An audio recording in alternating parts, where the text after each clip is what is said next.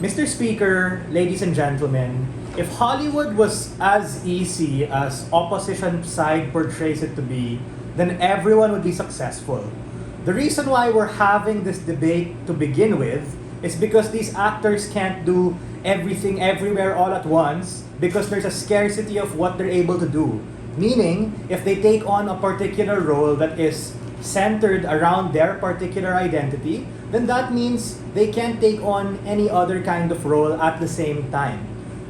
What we told you consistently from my speech was that the point in which you keep taking on roles that are solely catered on your particular identity is the point in which you create this snowball effect of an assumption of what worked before will continue to work on the future.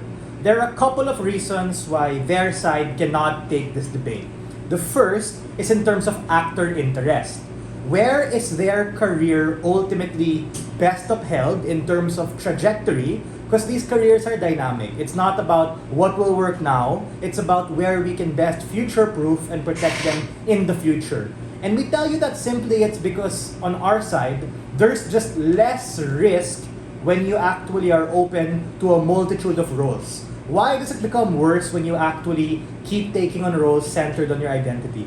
We told you, speaker throughout speaker, that a confirmation and bias on Hollywood is likely to persist when something is deemed successful, it's probably gonna get pushed by directors, producers, scriptwriters, and even the audience. So even at best, the point in which they do succeed creates this harmful incentive structure that rewards what worked in the past. There were 3 consequences we told you. We told you that acting in and of itself is super hard, so why make the path to victory, just like in debate, so much more difficult than what already happens? They told you about how, you'll be able to negotiate, you have leverage, you can write the script, but that's the point in which the inflection point becomes so risky. The point in which you fail in a role that you created and tailor-fit for yourself is the point in which there's just so much career risk and pressure for yourself. Not to say you failing the community that you so hard want to be able to impress, and we think, why exactly are these actors so burdened by the far progressive left to have to represent them in that particular way if it's in their interest to want to be able to get more money and have more opportunity?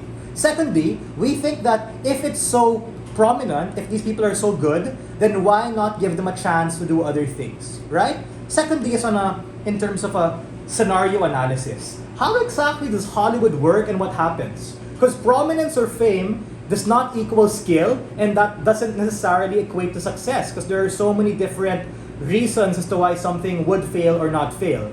If you're famous and good, then cool. You're the minority, you're the outlier rather than the rule, then you can take on multiple roles and you have a good shot at succeeding either role. If you're famous and mid, then okay, you get actually pushed on to take more roles because that's what the progressive left is dictating upon you. But lastly, if you're famous and you suck, the point in which you aren't successful is the point in which your career is probably gonna go down the gutter because they're gonna tell you, we gave you all the paths to succeed, we let you change the script, we allowed you to be who you wanted, and if people didn't like that for whatever particular reason, then kaput, your career is gone. We think that simply on our side, you have more alternatives to choice, you have more chances to succeed, and regardless of you working out or not, is the point in which there are just better and more safety nets on our side, and for all these reasons, we are very proud to propose.